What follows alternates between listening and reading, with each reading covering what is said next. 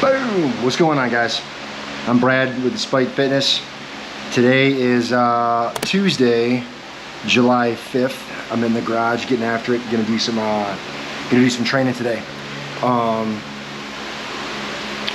off a long weekend, holiday weekend for the United States.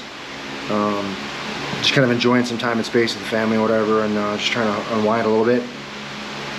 Still trying to get back into the whole swing of wanting to train, right? Like I've been kind of in the doldrums lately. Not really down or depressed, but just can't really find the motivation to like have that fire. I think that's kind of what's been going on. Just kind of lost a bit of the fire, but still trying to do my best to kind of push through it and keep going. I'm thinking about doing a little bit different kind of a video for today than the format that I've kind of gotten in the habit of doing, which is, you know, do a little intro. I'll film some of my my winning warm up, and then I cut in main stuff, have a bit of an outro, and roll out. I think I might do a little bit more kind of in the middle of stuff, kind of talking about what I'm thinking, what's going on, and you know, how I'm feeling about the training. I don't know, might be just a little bit different, something to try. I don't know how you guys will respond to it. So if this video, once it finally comes out, resonates and you enjoy maybe a little bit more talk from me and what's kind of going on as I'm going through it, then leave me a comment and let me know. To talk a little bit about what today is, it's a squat day. So we are doing the running warm-up first. So I have elected to do some sled work. I'm going to do reverse hyper. I'm going to do my single leg curl, and then I'm going to do the seated row.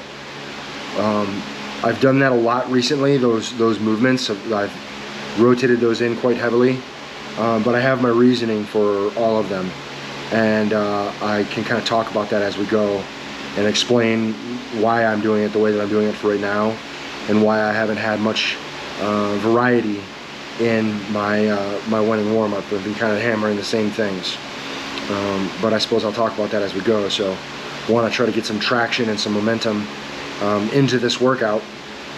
So with that being said, I need to start doing something. I just got done with a run, so I guess this little talk does serve a bit of a purpose, allow me to cool down a little bit. Ran a mile at 9:10, so that was pretty good. Yeah, pretty good. Feel good, even though it's hot as all get out. So I got the fans going and try to cool down, but I do want to get some movement going on the warm up. So I imagine I'm going to go kind of slow, which will also give me some time to talk in between and let you know what I'm up to and what I'm thinking. So yeah, here we go. All right.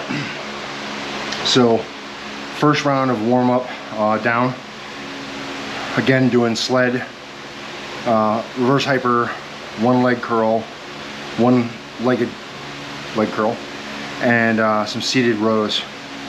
So the sled, I like doing the sled a lot because the walking backwards, right? So like kind of the opposite of walking forward, you know, working those opposing muscle groups. Obviously we walk forward all day long, but walking backwards has some good counterbalancing effect, and then it helps with the knee strength, knee stability, and then by doing it weighted, I get a lot of quad development, and you can kind of feel it. You pull something backwards, really feel those quads activating. So by doing the sled work the way that I do it, I got about 200 pounds on the sled. I'll walk down to like kind of the crosswalk in the back. I don't even know exactly how far it is. Don't even care. But I get a good quad burn out of it, which is good. So because I get so much quad out of it, I was able to kind of strip out the feeling of necessity for leg extensions. You know, for a while I was doing both the reverse sled and then also doing leg extensions. That's just a lot of quad development, and I feel like my quads are already, you know, pretty good. So that's one of the benefits I like with that sled work, the way that I do it. And I got kind of an old school belt, actually from my dad. It's from my house growing up. My dad used to use that because one of the guys he trained with had injured his back and couldn't squat. So back in, like, you know, the 80s, early 80s, maybe late 70s, my dad, I don't know where he got the idea, I'll have to ask him at some point in time, but my dad got the idea to do like a belt squat. And so I grew up with a belt squat machine in my house, which is kind of wild, right? Like, you think about a belt squat, and it's kind of, I'm sorry, I'm trying to fix the camera here. It's kind of a newer technology, but the belt squat that my dad had, it was a platform, kind of like this, right? And the center was cut out. And so when you're standing on the back, there's a connecting piece. And then, like I said, the center is kind of cut out.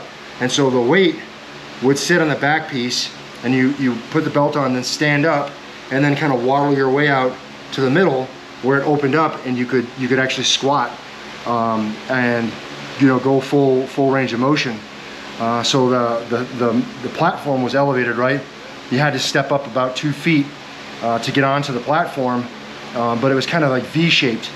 And so, you know, I grew up with that. And so that belt that I used for my sled work was the belt that came out of my dad's house, and the belt that they used for their belt squatting. Then all that weight would just sit on a loading pin, and then you connect the belt to the loading pin and then waddle out to your squatting. Pretty crazy stuff. You know, I never even thought anything about it when I was a kid, but you know, it's funny now, you see all the belt squat kind of hype and all the different machines and stuff that's out there. You see a lot about belt squat these days, and it's funny to think that, you know, fuck, man, you know, 40 years ago I had a belt squat machine in my house. Weird. Anyway, so that's kind of the first round of thoughts. I'll catch you up and we'll talk a bit more on the next round. Here we go. All right, round 2, eh? Round 2 done. It's good. I'm not going super fast. Sorry, camera's all cattywampus. I'm gonna fix you. I'm not going super fast in between stuff. Just taking my time. You know, walking from one to another. So not taking a lot of time in between movements, but a little bit of time here and there, especially now between rounds. Certainly, if you're doing a winning warm-up style of training, warm-up, whatever, you could do a lot of different things with it. You know, you really push that endurance piece and go just as fast as you can. Not really my bag. That's not why I do it. But I do incorporate it to help me out with that GPP. So if I wanted to make it harder on myself, I could definitely go faster. But I'm pretty satisfied with where I'm at cardio-wise and everything else. So just doing it for the muscle potentiation. Cool.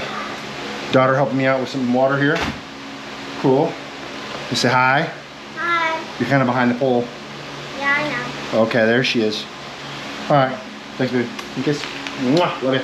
Hi. All right, so now on to the next thing, right? So the reverse hyper. Man, I love the reverse hyper. I've had an issue with my left SI joint. That's your sacroiliac. So you know, right down, kind of at the top of the butt. Your hips aren't completely fused together. There's little joints in there. One of those joints is that sacroiliac. So that's where the sacrum kind of makes contact with the rest of the pelvis. And on my left side, mine's like hypermobile. And I had a real bad jump. So for those of you who don't know, I'm in the Army, and I'm airborne. It means I jump out of airplanes. Well, I'd say about, I don't know, 10 years ago, I had a jump. It was a night jump, combat equipment, mass tack. It means multiple birds putting people out at once. So lots and lots of people coming out of aircraft all simultaneously. And on a night jump, we jump at a slightly lower altitude than normal. So normal we probably jump somewhere between, like, you know, 12 to 1300, maybe a little bit more feet above ground. well, for that night jump, I think we were at, I want to say about 800 to 900 feet, you know, so a couple hundred feet less, which equates to less time in the air, right? So when you jump out of the aircraft, you have a few seconds until your chute opens, and then typically you have, I don't know, anywhere between, you know, say 30 seconds to a minute maybe, before you're down on the ground. Well, when you're jumping lower, you have less time. Plus, being combat equipment, you know, I'm already kind of a heavy dude, so it makes me just fall faster. And then when I exited the aircraft, I also had twists in my risers, meaning that my chute didn't fully open right away. So I twist, and the way you get out of that is you grab both the risers with your hands and start pulling them apart and vigorously kick your feet, and it'll spin you around, and then the chute will completely open. Well, what all that equated to for me was not a very long jump. And so by the time I got my my twists out of my risers and kind of got my bearing, I basically was already on the ground. I didn't even hardly have a chance to get my pack away from me. So I hit the ground before I was ready to, and immediately I knew it was hurt. So anyway, that ended up being kind of a big deal for me for a long time. In fact, I used to have to go to the doctor, and they had to use an x-ray machine to get into the facet joints and give me injections so that I could tolerate the discomfort of standing or walking. So for a while that was pretty hard off.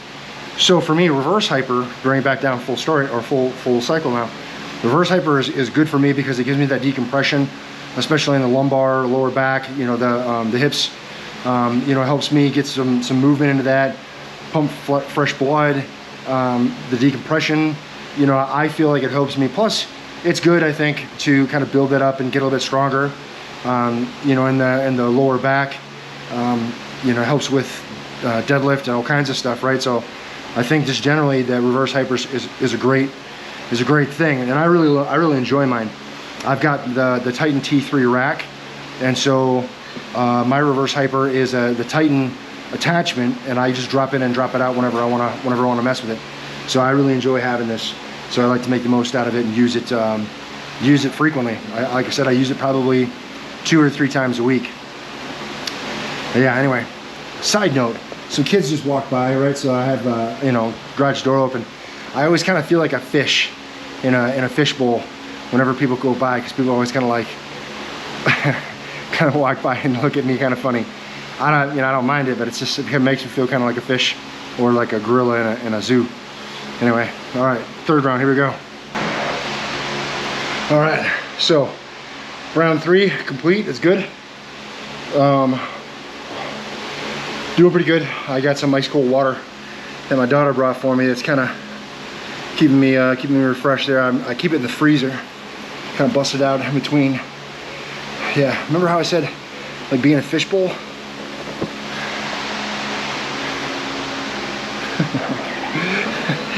He's just like, he keeps pulling in front and just stopping and staring at me. He doesn't say anything, just stares at me. It's fucking hilarious. Anyway, one of the neighbor kids, I don't know who he is.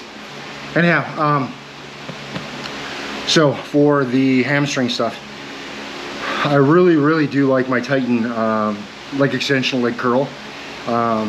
You know, for my home purposes, it allows me to have something to be able to get some leg extension, leg curl done pretty easily, and I like that, right? So you could complain about it a little bit. I mean, there are some things that you could be maybe better, but like I said, for my purposes, for what I need, I love it. I think it's a great piece of equipment. Super glad that I have it. If I had to do it all over again, I'd buy it again. I really enjoy it. I don't think like any piece of equipment is perfect. There's always gonna be like little things that you can kind of look to improve maybe in hindsight, but that's not the point. The leg curl stuff. Posterior chain is woefully neglected in most training programs. It's just not hit enough. We just don't focus on the backside nearly enough, and it really is a huge component to everything we do. So I really like to overemphasize my posterior work, right? So leg curls have been a part of my routine, like my lower body routine pretty much every single time. What I do notice is that bilaterally I'm not the same, right? So I'm right leg dominant. So my right leg tends to be a little bit more well developed than my left. And that goes back to like when I played soccer in high school. Yeah, I was a soccer player. You know, I was right leg dominant, so that was my kicking leg and all that stuff. So got a lot more work than my left leg. So having that bilateral asymmetry, doing the leg unilaterally now, it allows me to kind of put a couple extra reps in on my left leg. So if I'm doing like extension or like curl, and I want to get a little bit extra work on my left side, I kind of build it up, hopefully catch up to my right side a little bit. You know, I can just add a few reps, and that's super easy to do. I also like that by doing it unilaterally, I can bring the load down a bit, because obviously on this thing, once the load is sufficient enough, you know, that weighted arm starts to kind of bend in, and if you get it loaded heavy enough, it'll actually make contact with the rest of the machine. So only 90 pounds on there is not enough to cause that, and so it stays light, that I can avoid you know, that machine parts catching on one another. And then, like I said, I get the benefit of having you know, the opportunity to just hit a few extra reps on my weak side. So I really like that, and that's kind of why I do what I do, and why I prioritize the hamstring work so much. I just feel like, you know, building up the hamstrings is really important, and unfortunately it was something that I personally neglected for a long time too. So trying to make better on that by going a little ham onto it now. So that's that. Also, I wanted to add, you know, while I'm standing here, let me set up that little tripod here a little bit. Pardon my camera work for just a second here. So one thing too, I've been trying to work on my abdomen, right? So for a long time I didn't do any abdominal work, like, you know, trying to work on my core in terms of drawing it in. And, you know, it's led to me having a very thick midsection. You know, my obliques very dominant in my figure, and that's because of all the loaded work that I do. But in the Army, it doesn't help me to have a big thick waist. It actually hurts me, especially with my tape test, right? I gotta do my neck, gotta do my waist. So tightening up my waist has been a priority for me. And one of the things that I do as I'm standing here, when I'm resting, is I'll sit here in a kind of a tripod position. I don't know if you guys can see, but I'll basically just kind of tighten up my abs and flex in, and hold my breath, squeeze my core. And what I'm doing is I'm working on my, what do they call that? My abdominal discipline. Trying to keep that core tight and keep it used to, you know, drawing it in, versus just always relaxing and allowing it to kind of bulge out, giving me that thicker, you know, blockier, you know, look to my midsection. Makes me look a lot thicker than maybe I really am, right? So as I'm sitting here, draw that core in and just hold tight. And I find it easier when I'm tilted forward like this. It allows me to kind of just brace a little bit better and hold that midsection in a lot better. So I'll hold this, you know, for 30 seconds or so, a minute. I'll just sit here, breathe, focus on that tightness, trying to draw that abdominal, you know, abdominal wall, and try to bring my belly button basically back to my spine. And anecdotally, I feel like it's helped kind of tighten up my midsection a little bit. I don't do any specific ab work at all. The only abdominal development that I do is loaded core work, heavy squats, heavy deadlifts, you know, etc. So anyway, that's another kind of food for thought while I'm ranting in between sets. Okay, time for my last set. Here we go. All right, last round is done. Been done for a minute actually, but I was running around getting things cleaned up, and then trying to work on my setup.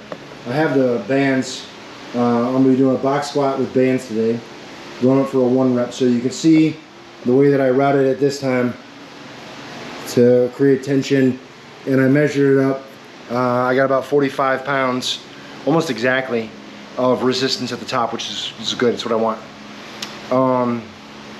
For the last bit on the warm-up for the rows, the seated rows, I've always enjoyed seated rows. It's been really one of my favorite exercises for a long time.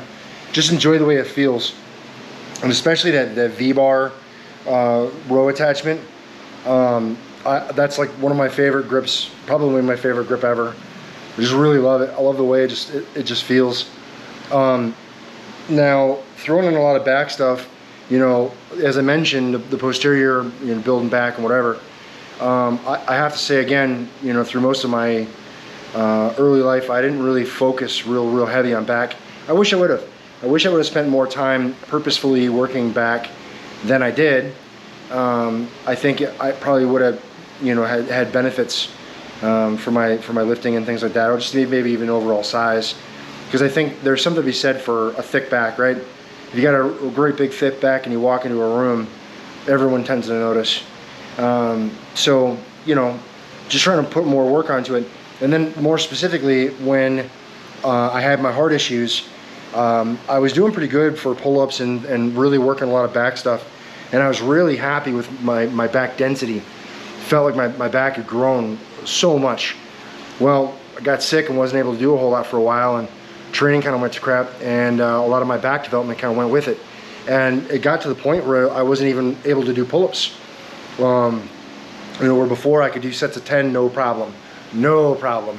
And then when I started feeling better again and being able to train a little bit more seriously, I noticed my pull-ups had gone away. I wasn't able to really do sets of pull-ups. So I've been working it where I'll do like 5 or 10, you know, 5 or so here or there, you know, kind of randomly.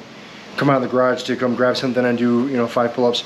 So I've been trying to throw more back work in, and especially with that seated row work, really throwing that in there too, hoping that it'll pay dividends so I can kind of get back to where I was, or, you know, kind of be happy again with my back development, and also able to do, you know, unbroken sets of 10 pull-ups is kind of the overarching goal.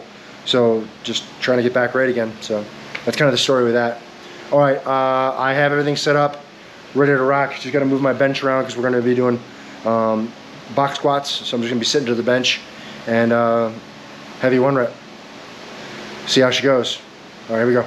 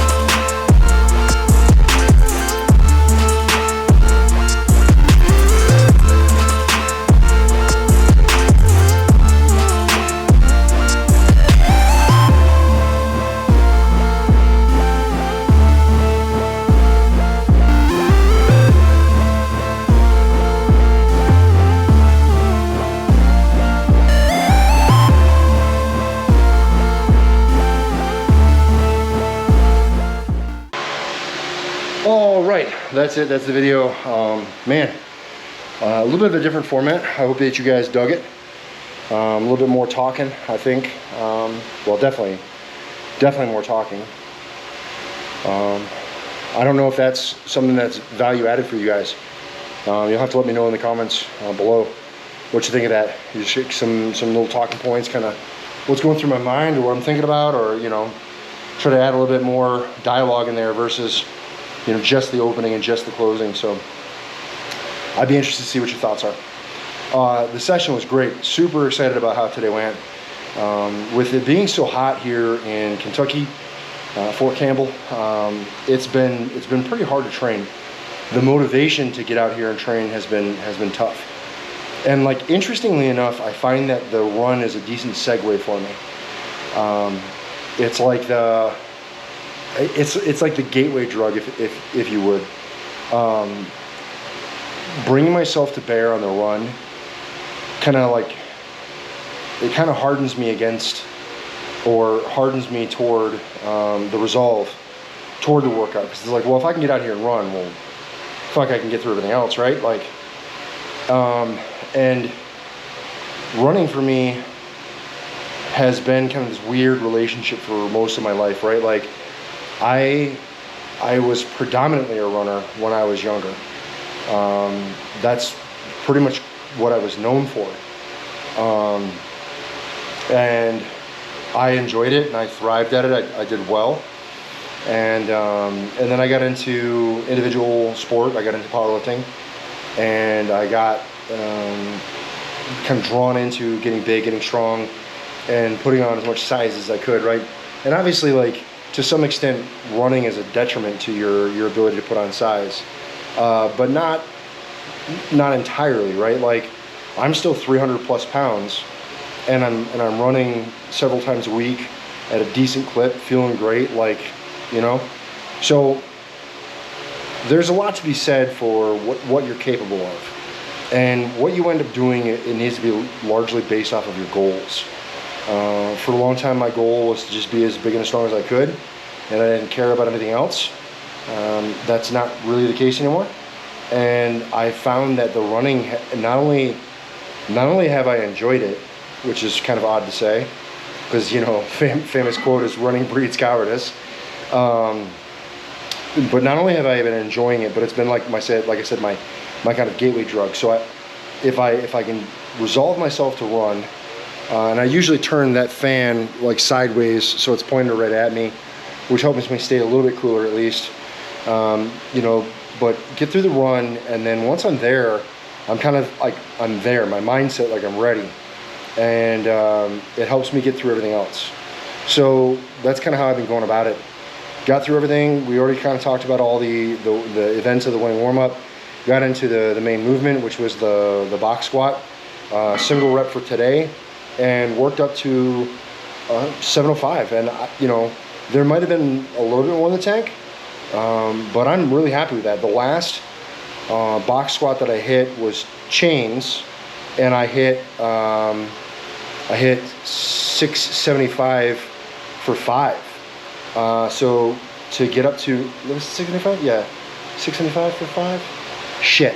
Now that I'm saying it out loud, I can't remember if that's exactly the case. No, I don't think it was 675. It was 600. It was 600. It was 600 for 5. So to get up to 705 for a single, I feel like that's pretty good. I'm really, really happy with that. And yeah, that's kind of it. So I'm excited to wrap down and kind of get into the remainder of my evening. Although at 10:30, there's not a whole lot of my evening left. So we're going to close it off and kind of go about my business. I hope that you guys are well and your training is going as well as could be expected for whatever it is that you're going through. I'm a huge big fan of everyone that's reached out. You know, over the years, to kind of let me know what's going on with you and how that train despite mentality has helped you. That is what's keeping me going through this like lull of motivation for me right now. Is just got to get in and get after it, right? Train despite. So I hope that you guys are sticking with it, whatever various struggles or issues you may be facing. Yeah, we'll wrap it down there. I want to continue to show my appreciation for all the support on the channel. Bigger today than ever before. Had a huge bump recently. Algorithm must have popped in some kind of way. So I had, you know, probably 100 plus subscribers in the last like 72 hours, which is phenomenal. And I'm just super grateful to have people come on and join the channel. So if you're a recent subscriber, thank you very much for being part of the family. If you've been with the channel for a while, I appreciate your continued support. If you happen to know other people who might like the channel that I don't know, please share it with them. I definitely want to get more eyeballs on the channel and do more and more. So all that helps, and I'm just super grateful for that. I'm going to leave a few links in the description box below. There's going to be a Titan affiliate link. So Titan is pretty much the majority of everything that I have. So if any of my Titan gear is something that you might want for your home gym, you know, you're in the market for it, use the link. You get what you're looking for. It helps me out. I'll have my Amazon affiliate link as well. So the bands and things like that I use, I have my Amazon page, links to all that kind of stuff there, so you can utilize that. Again, it helps the channel if you purchase from the link. And then lastly, there is the Train Despite merch, which is, you know, those designs there, and that design over there on shirts and such. So if you want to rep the brand, have a t-shirt, that'd be pretty cool, and I definitely appreciate that. All that awesome ways to help the channel. Yeah, that's it, guys. Remember, no matter what it is you think you can't do, fight through the low times and continue to just dominate in the gym. I'm super excited about how things went, right? But like, I didn't want to get out here. You're gonna have days just like that, right, where you don't want to do it, but you never know. Like, that could be a day that you will just fucking dominate, but it's never gonna happen if you don't get in and train to spite. You're either gonna find an excuse, you're gonna find a way. And I hope that you guys continue to find a way. Thank you for watching. I'll see you in the next one. Peace.